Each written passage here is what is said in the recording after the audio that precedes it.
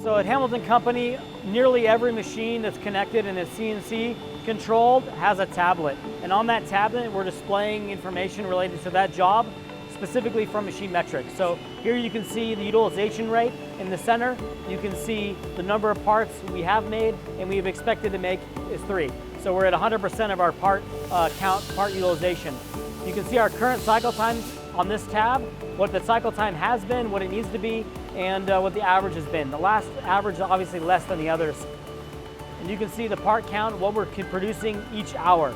So every hour we've been producing one of those parts every hour routinely, which is getting us obviously the 3 hours, 3 parts per. We also have a workflow. In the workflows tab, we can ask for help. We can call Adrian, who is our MachineMetrics guru here at Hamilton.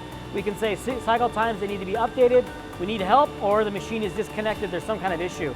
From here, I can hit this button and it sends a message to Adrian. So he'll get a text message in a few moments, or have already, and he'll come over here and give us a call. So this is how we're using it.